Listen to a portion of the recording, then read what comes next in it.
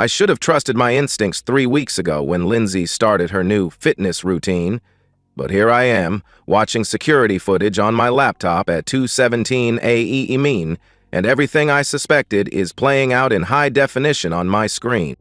3 weeks ago, it started with small changes. Lindsay had always been health conscious, but suddenly she was obsessed with getting in shape for summer. She joined an exclusive gym across town and started taking long jogs in the afternoon, returning home flushed and energized, immediately heading for the shower. "I'm just so motivated lately," she'd say, toweling her hair dry. "Marcus really pushes me to be my best." Marcus, her married personal trainer who charged premium rates for house calls. Lindsay gushed about his methods, how he understood her body better than any trainer she'd ever worked with. Red flags I should have acted on immediately. But I've been burned before. My first marriage ended when I discovered my ex-wife's affair through confrontation rather than preparation. I learned then that accusations without evidence just give cheaters time to cover their tracks. This time, I decided to be smart about it. The morning I installed the GPS tracker, Lindsay was hunting in the shower. I had 20 minutes while she got ready. The magnetic tracker was smaller than a matchbox and battery operated for 3 months. I attached it inside her rear wheel well, where road dirt would hide it completely. "Have a good workout, honey," I called out as she grabbed her gym bag. "Thanks, babe. Marcus is really going to work me hard today." She kissed my cheek, and I smelled the expensive perfume she'd started wearing to the gym. That afternoon, I watched the tracker's signal on my phone. Instead of going to the gym, Lindsay drove straight to Riverside Park, a secluded area with walking trails. She stayed there for 2 hours. When she came home, she was glowing with that post-workout flush. "Marcus really knows how to get my heart rate up," she said, heading straight for the shower again. The next day, I took a personal day and drove to Riverside Park. I found Lindsay's car, parked beside a silver Honda Civic in the most isolated section. Through binoculars, I watched her meet a tall, athletic man who had to be Marcus. They embraced like lovers, not like a trainer and client. That night, while Lindsay slept beside me, I researched security cameras online. I ordered a comprehensive system, 6 wireless cameras with motion activation, night vision, and cloud storage. I spent the weekend learning to install them myself while Lindsay was at her sister's house. The cameras went in strategic locations: living room, kitchen, our bedroom, her home office, and the front and back entrances. I used my workshop in the basement as a monitoring station, setting up alerts to send footage directly to a secure cloud account Lindsay couldn't access. For 2 weeks, I watched their pattern develop. Marcus would arrive 20 minutes after Lindsay's supposed departure for solo jogs. He'd park 3 blocks away and walk to our house, entering through the back door that Lindsay would leave unlocked. But the footage revealed something worse than just physical betrayal. Yesterday's recording showed them in the living room, post-coital, discussing strategy. "A simple divorce isn't enough," Lindsay said, curled against Marcus's chest on my couch. "He makes good money, but his lawyer would drag it out forever. I need something that gives me leverage." "What are you thinking?" Marcus asked. "If he seemed dangerous, unstable, if there was a domestic violence incident," she trailed off meaningfully. Marcus sat up, interested. "You mean like he hit you?" Lindsay smiled, a cold expression I'd never seen before. "Exactly like that. One call to 911, some visible injuries, and suddenly I'm the victim who deserves everything." Watching that footage, something inside me crystallized. This wasn't about saving my marriage anymore. This was about survival. Lindsay wasn't just planning to leave me, she was planning to destroy my life and potentially send me to prison. I've spent the last week preparing for the inevitable. I've quietly consulted with a criminal defense attorney, backed up all surveillance footage to multiple secure locations, and prepared a go bag in case I need to post bail. Lindsay thinks she's planning the perfect crime. She has no idea she's been confessing to everything on high-definition video for weeks. The footage library has grown to over 60 hours of recorded betrayal, and I've cataloged every second of it. What started as documenting an affair has become something much darker, a comprehensive record of conspiracy and premeditated fraud. I know their schedules better than they do. Marcus arrives every Tuesday and Thursday at 1:15 p.m., parking his Honda exactly 3 blocks away. He walks through the wooded area behind our neighborhood, entering through our back gate at 1:35 p.m. Lindsay unlocks the back door at 1:30 p.m. after texting me about going for a long jog through the park. The GPS data corroborates everything. While I'm at work believing she's exercising, Lindsay's car never leaves our driveway. Marcus's phone shows he's not at the gym during these hours either. His wife Sarah thinks he's with private client. The affair footage is extensive but predictable. They use every room except my home office, leaving evidence everywhere. Wine glasses, rumpled cushions, scattered clothes. Lindsay showers afterward, washing away evidence while I remain at work, clueless. What's devastating is the planning footage. Over 3 weeks, I've recorded 5 conversations where they discuss framing me for domestic violence. Their strategy has evolved from spontaneous idea to detailed plan, with specific steps and timing. In Tuesday's recording, Lindsay practices applying makeup bruises while Marcus coaches her technique. He's skilled at creating realistic injury effects using theatrical makeup from his background in local theater productions. The key, Marcus explains while blending purple and blue makeup on Lindsay's jaw, is layering the colors properly. Fresh bruises have specific color patterns. Lindsay studies herself in the mirror. It looks so real. I almost believe it myself. That's good. You need to believe it when you call 911. Thursday's footage shows them rehearsing the actual call. Lindsay practices her victim voice, working on sounding genuinely terrified. Marcus plays my role, shouting scripted threats so Lindsay can practice responding convincingly. Remember, Marcus coaches, you're performing for cops, neighbors, and eventually a judge if this goes to trial. The most chilling moment comes when Lindsay asks, what if he tries to show them video or something? Marcus dismisses this easily. Who's going to believe him? Violent husband claims he has secret recordings? That makes him look more controlling. Besides, any lawyer will get that thrown out as illegally obtained. They laugh about how the plan plays into domestic violence stereotypes. Controlling husband, vulnerable wife, escalating abuse. Lindsay mentions she's been setting up the narrative for weeks, casually telling friends, I've been stressed and short-tempered. I've been planting seeds, she explains. When this happens, people will say they saw it coming. I've researched Marcus's background too. He's married to Sarah Wellington, a kindergarten teacher at Riverside Elementary. She has no idea about her husband's infidelity or his willingness to help frame innocent people for violent crimes. Through social media, I've learned Sarah and Marcus have been married 8 years. She regularly posts about their perfect marriage and has been struggling with fertility treatments for 3 years. Sarah deserves to know the truth, but strategically, she's going to be crucial when this all comes out. A wife's testimony about her husband's lies will be devastating for their defense. The financial evidence is substantial, too.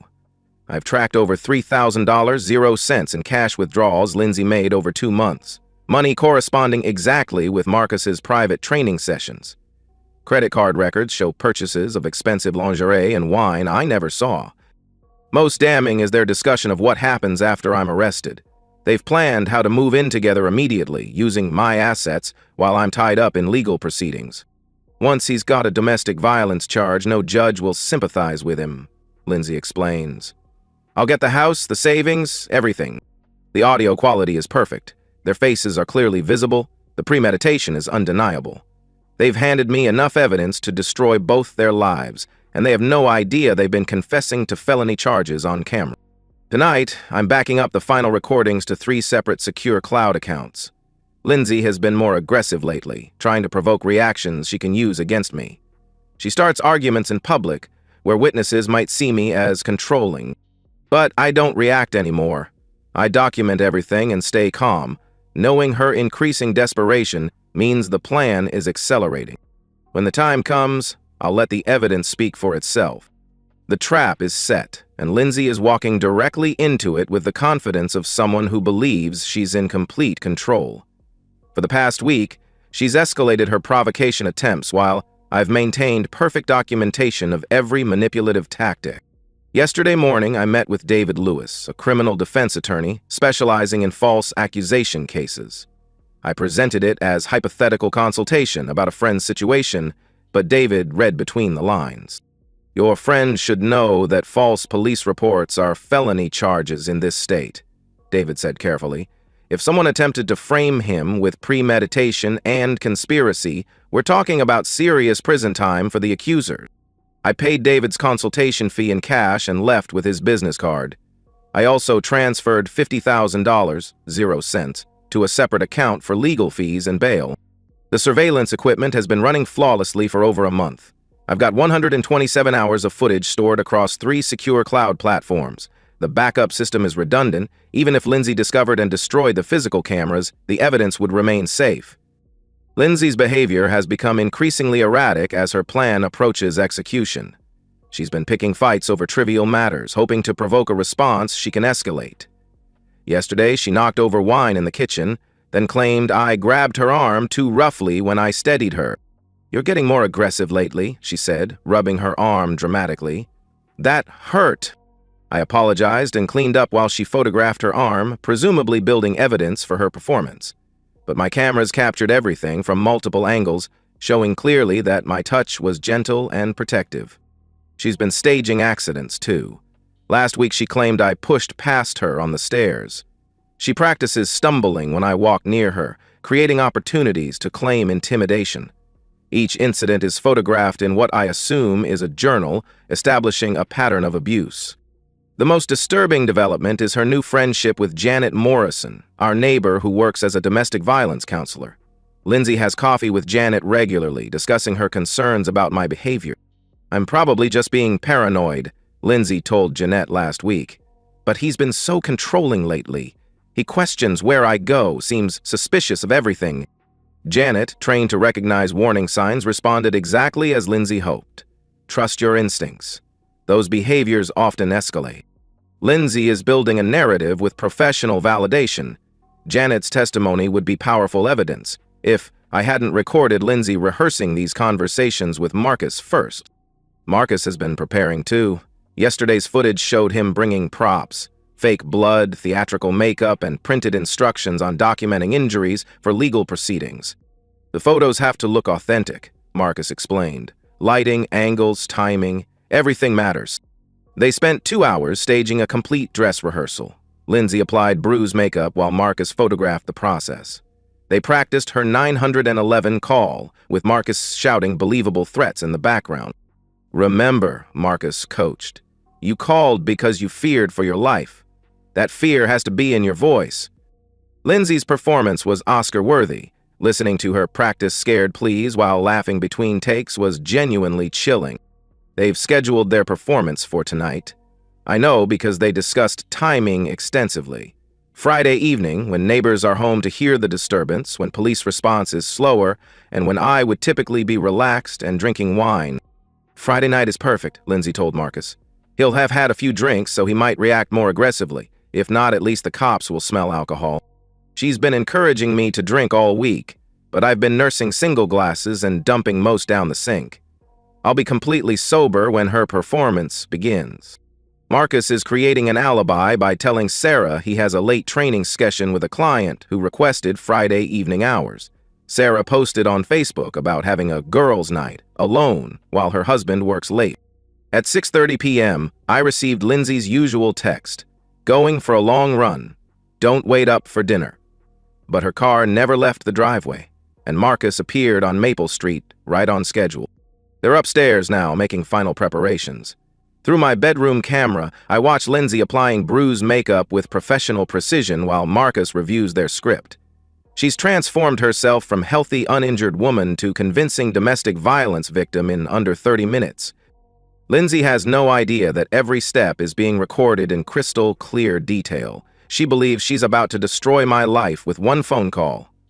Instead, she's about to hand police officers a complete confession to conspiracy, fraud, and filing false reports. The irony is perfect. The person who made the 911 call will be leaving in handcuffs tonight. The police sirens are getting closer, and Lindsay is making final adjustments to her makeup in our bedroom mirror. Through my hidden cameras, I watch her apply fake blood to her split lip while Marcus coaches her through breathing exercises to maintain her traumatized performance. "Well," Ford sighed. "Remember," Marcus whispers, You're in shock. You're scared. Don't oversell it. Let him see you trying to be brave. Lindsay nods, practicing her victim expression one last time. She's transformed herself into a genuinely convincing abuse victim, complete with bruised cheekbone, split lip, and torn clothing suggesting a violent struggle. The doorbell rings, followed by authoritative knocking. "Police! Open up!" Lindsay takes a shaky breath and heads downstairs while Marcus slips out the back door, timing his exit perfectly. His Honda will be gone before the officers finish taking Lindsay's statement. I meet the police at the front door, Officers Rodriguez and Patterson. They're professional, but clearly expecting to arrest a domestic abuser based on the 911 call they received 20 minutes ago. "Sir, we received a domestic violence report from this address," Officer Rodriguez says, his hand resting on his service weapon. "We need to speak with you and your wife separately." Lindsay appears behind me and her performance is flawless. The bruises look authentic, her hands are shaking, and she's mastered the expression of someone trying to appear strong while barely holding together. "Thank God you're here," she whispers to Officer Patterson, who immediately moves to separate us for interviews. Rodriguez escorts me to the living room while Patterson takes Lindsay to the kitchen. I can hear her giving her statement in a voice perfectly calibrated to sound traumatized but determined. "He's been getting more controlling lately," Lindsay tells Patterson, her voice cracking with practiced emotion. "Tonight he just snapped. We were arguing about dinner and he punched me in the face. I thought he was going to kill me." Rodriguez is studying my demeanor carefully, looking for signs of guilt or aggression. I remain calm, cooperative, and completely unsurprised. "Sir, your wife has serious injuries and claims you assaulted her. What's your response?" "Officer, before you arrest me," I say calmly, "I have something important to show you, a video that explains exactly what happened here tonight." Rodriguez becomes suspicious. "Anything you want to say can be used against you. Are you sure you want to make a statement without an attorney?" "I'm sure, but I need both officers to see this together, with my wife present." Rodriguez calls Patterson over and they exchange glances, clearly communicating their shared assumption that I'm about to make their case easier with a confession. Lindsay looks nervous for the first time. "You don't need to show them anything, just cooperate." "Actually, I think this will help them understand completely," I reply, pulling out my laptop. I open the surveillance footage, starting with today's preparation session. The high-definition video shows Lindsay and Marcus in our bedroom, applying theatrical makeup to create convincing bruises and injuries. Both officers lean forward, studying the screen intently, as Lindsay's face goes pale beneath her fake bruises. "This was recorded 3 hours ago," I explain calmly. "You're watching my wife and her affair partner preparing to frame me for domestic violence." The footage is devastating. Crystal clear video and audio of Lindsay practicing her victim performance while Marcus coaches her technique. Their discussion of timing, their rehearsal of the 911 call, their laughter about how easily they could get rid of me. Officer Patterson looks from the screen to Lindsay with complete shock. "Ma'am, is this you in the video?" Lindsay's performance crumbles instantly. The practiced vulnerability disappears, replaced by anger and desperation. "That video is fake. He must have doctored it somehow. You can't believe him over me. Look at my injuries." But the officers are examining her injuries with entirely different eyes. What looked convincing 10 minutes ago now appears obviously artificial. "Impressive point," the officer. I continue playing footage from previous weeks. Lindsay and Marcus discussing their plan in detail, their practice sessions, their expectation that I'd be arrested and unable to defend myself in divorce proceedings. "Jesus Christ," Officer Rodriguez mutters as Lindsay's recorded voice explains how she could get everything if I had a domestic violence charge. "There's more," I say, opening financial records. GPS data, bank statements, phone records, and over 100 hours of video evidence documenting their affair and conspiracy. Lindsay realizes her situation is hopeless, and her mask completely slips. The traumatized victim act disappears, replaced by the calculating person I've been watching for weeks. "You sick bastard," she snarls. "You've been spying on me, recording private conversations? That's illegal." "Actually," Officer Patterson says, consulting his phone, "recording conversations in your own home is legal in this state, but filing false police reports and conspiracy to commit fraud are felonies." The transformation is complete. 10 minutes ago, Lindsay was a sympathetic domestic violence victim.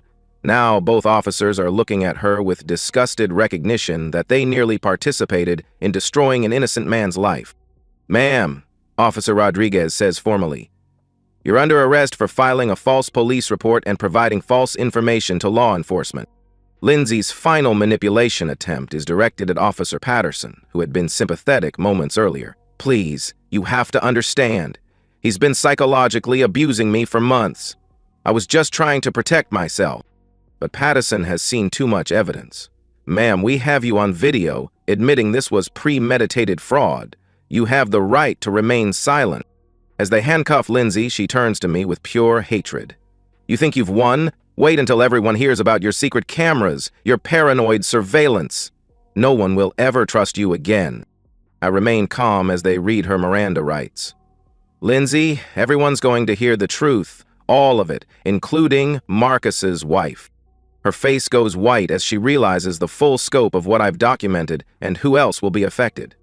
The officers escort Lindsay to their patrol car while I provide copies of the surveillance footage and supporting evidence. Officer Rodriguez shakes his head as he reviews the timeline. "Sir, I have to ask, how did you know to set up cameras?" "I've been married before," I reply. "I learned that when someone shows you who they really are, you should believe them and document everything." As the patrol car pulls away with Lindsay in the back seat, I realize the hardest part is over. The truth has been revealed, justice is being served, and I'm still a free man instead of sitting in jail while Lindsay emptied our accounts. But this is just the beginning. Tomorrow I have a phone call to make to a kindergarten teacher named Sarah, who deserves to know the truth about her husband. Sarah Wellington answers her phone on the second ring, her voice cheerful and unsuspecting. "Hello? Mrs. Wellington, my name is David. You don't know me, but I have information about your husband Marcus that I think you deserve to know." There's a pause, and when she speaks again, her voice carries the cautious tone of someone who's received unexpected calls before. "What kind of information?" "The kind that might help you understand why your marriage isn't what you think it is." "Could we meet somewhere public? I have evidence I'd rather show you in person." 2 hours later, Sarah and I sit in a quiet corner booth at Morningside Diner. She's exactly what I expected from her social media presence. Kind-paced, soft-spoken, the type of person who teaches kindergarten because she genuinely loves helping children grow. "Mrs. Wellington," I begin carefully, "yesterday my wife was arrested for filing false domestic violence charges against me. Her affair partner, your husband, helped her plan the entire thing." Sarah's face goes through several expressions: confusion, disbelief, then dawning horror as I show her the surveillance footage on my laptop. The video evidence is comprehensive. Sarah watches her husband of 8 years passionately kissing my wife in my living room. She sees Marcus helping Lindsay apply fake bruises and coaching her through 911 call rehearsals. She hears him laugh about framing an innocent man for violent crimes. "Oh my God," Sarah whispers, her hand covering her mouth. "That's really him? I'm sorry. I know this is devastating, but you deserve to know the truth." Sarah stares at the screen as I show her GPS data proving Marcus lied about his whereabouts during his supposed private training sessions. Bank records showing Lindsay paid him over $3,000. 0 cents. Phone records documenting hundreds of calls and texts between them over 4 months. "All those nights he said he was working late," Sarah says quietly. "All those weekends he claimed to have emergency clients. He was with your wife. Planning to destroy my life," I add. The domestic violence frame job was their exit strategy. Lindsay gets everything in the divorce while I fight felony charges, and Marcus gets to start fresh with her money. Sarah is processing the betrayal methodically, her teacher's mind organizing the evidence and timeline. 4 months ago, Marcus started acting different, more secretive, less affectionate. He said he was stressed about building his business. I show Sarah the final piece, footage from 2 days ago where Marcus and Lindsay discuss their post-arrest plans. They talk about moving in together immediately, using my assets to fund their new life, and Marcus finally leaving his boring, pathetic wife, who can't even get pregnant properly. Sarah's composure finally breaks. Not dramatic sobbing, but the quiet tears of someone whose world has just crumbled. We've been trying to have children for 3 years. Through fertility treatments, miscarriages, thousands of dollars in medical bills, and he called me pathetic. Sarah, I'm not just here to show you what your husband did. I'm here to offer you the same thing your husband tried to take from me, the truth, and the evidence you need to protect yourself. I slide a USB drive across the table. Everything is on here. The affair footage, conspiracy evidence, financial records, GPS data, phone records. Marcus helped plan a felony, and he's going to face charges. But you can use this to protect yourself in divorce proceedings. Sarah stares at the USB drive like it contains nuclear secrets. This is really happening, isn't it? My marriage is over. Your marriage to a man who doesn't exist was over 4 months ago. Now you get to divorce the man he really is with evidence that will protect your interests. Sarah's transformation begins immediately, just as mine did when I first suspected Lindsay's betrayal. The shock gives way to practical thinking, the devastation transforming into determination. That is the turn. What kind of charges is Marcus facing? She asks. Conspiracy to commit fraud, accessory to filing false police reports, potentially conspiracy to commit perjury. He's looking at serious prison time. Sarah nods, her mind already working through implications. So he'll be arrested soon? I expect charges within the week. Then I need to file for divorce immediately, before he can hide assets. Sarah's voice is getting stronger, more determined. Over the next hour, Sarah and I develop her strategy. She'll file for divorce Monday morning, citing adultery with comprehensive video evidence. She'll change the locks while Marcus is at work, having him served when he returns. She'll freeze joint accounts and document all marital assets. The fertility treatments, Sarah says with growing anger. The money we spent, the trauma I went through, while he was planning to leave me for your wife. He watched me cry over miscarriages while sneaking around. Now you can make sure he pays for that betrayal, literally and figuratively. Sarah leaves with purpose and evidence, transformed from victim to advocate for her own justice. Watching her walk to her car, shoulders straight and expression determined, I recognize the same transformation I went through. Meanwhile, Lindsay sits in county jail, unable to make bail due to flight risk. Her attempts to claim she was psychologically abused have fallen flat with prosecutors, who've reviewed hours of footage showing her as the primary architect. Marcus doesn't know yet that his world is about to collapse. He thinks Lindsay was arrested for poor execution, not for the plan itself being exposed. He has no idea his wife now possesses evidence of his affair, lies, and criminal conspiracy. His arrest will come Tuesday morning. They're building an airtight case that will likely result in felony convictions for both Lindsay and Marcus. But legal consequences are just the beginning. Sarah's divorce will destroy Marcus financially.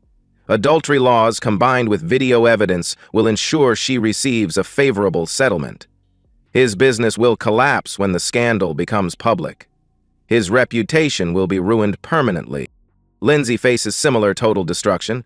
Her criminal charges carry potential prison time, and our divorce proceedings will be straightforward given the overwhelming evidence. She'll lose everything she was trying to steal from me. That evening, I receive a text from Sarah. Filed for divorce this morning. Changed locks this afternoon. Marcus is served and homeless as of 6 p.m. today. Thank you for giving me the truth. The reckoning is complete. 2 people who thought they were smart enough to destroy innocent lives have discovered that comprehensive evidence and patient preparation beat manipulation and deception every time. 3 months later, I'm sitting in my new home office, watching the sunset through windows that don't hide surveillance cameras. The house is smaller than the one I shared with Lindsay, but it's mine alone, purchased with assets she'll never touch. Lindsay was sentenced to 18 months in county jail for filing false police reports and conspiracy to commit fraud. Her attempts to portray herself as a victim failed when prosecutors presented over 100 hours of video evidence showing her laughing while planning my destruction. She pleaded guilty to avoid a longer sentence. Marcus received 2 years in state prison after prosecutors added identity fraud charges. He had been billing clients for sessions with Lindsay under false business documentation. His criminal record destroyed any chance of working in fitness after release. Sarah proved remarkably strategic once she accepted the truth. She used my surveillance evidence to secure a divorce settlement that left Marcus with nothing. No assets, no business, no home, no reputation. She even received insurance payouts that Marcus had to cash out for legal fees. I spent 3 years trying to build a family with a man who was planning to abandon me, Sarah told me during our final coffee meeting. Now he gets to spend 2 years in prison thinking about what he destroyed. Sarah has thrived post-divorce. She used her settlement to purchase a small house near her school and has started dating a fellow teacher who admires how she handled her situation. She sends me Christmas cards, not because we're close, but because I gave her truth when she needed it most. The experience fundamentally changed how I approach relationships and trust. I still use security cameras, not from paranoia, but from hard-earned wisdom. I maintain comprehensive financial records and documentation habits that once seemed obsessive, but proved life-saving. Dating has been complicated. Some women are put off by what they see as controlling behavior. I've learned to be upfront about my experiences and boundaries. Better to filter out partners who can't understand why I verify rather than simply trust. My current relationship shows promise. Jessica is a forensic accountant who finds my documentation habits reassuring rather than concerning. You're the only man I've dated who understands that trust should be verified, she told me recently. That's not paranoia, that's intelligence. My career has flourished since the divorce. Without the stress of living with someone actively planning my destruction, I've been promoted twice. Colleagues who knew about the false accusations have been supportive, especially after the truth came out in court. The legal costs were substantial. Over $75,000, 0 cents in attorney fees and court costs, but worth every penny. I now maintain separate accounts, document major purchases, and keep detailed records of any relationship conflicts. The cameras saved my life and freedom. The surveillance prevented me from spending years in prison for crimes I never committed. The documentation protected my assets from fraudulent seizure. I've made peace with becoming someone who verifies trust, rather than assumes it. I've built new relationships with people who appreciate honesty and accountability. I now do occasional consulting work for divorce attorneys who need help with evidence organization. It's supplemental income, but more importantly, it allows me to help others protect themselves from elaborate deceptions. Last month, I helped a woman document her husband's financial fraud and affair. The evidence we gathered ensured she kept her assets and children while her husband faced criminal charges. "You saved my family," she told me after her husband's sentencing. The truth always surfaces, but only if someone takes the time and effort to document it properly. I've learned that people who plan elaborate betrayals usually reveal themselves completely if you're patient and thorough enough to capture their confessions. I sleep well now, in a house with cameras I don't need to hide, with accounts no one else can access, with documentation habits that ensure I'll never again be vulnerable to the kind of comprehensive deception Lindsay and Marcus attempted. The most important lesson: when someone shows you who they really are through their actions, believe them immediately and document everything. Trust is earned through consistent behavior over time, not through promises. It's not the life I planned, but it's a life built on honesty, evidence, and the hard-won knowledge that sometimes the only way to survive betrayal is to be smarter and more prepared than the people trying to destroy you. And that's the end of today's story. If you enjoyed it, please give this video a thumbs up and drop a comment below. Your support helps the algorithm push my content further. If you're new to the channel, don't forget to hit that subscribe button. It really helps me keep creating more stories for you. Thanks for watching, and I'll see you in the next one.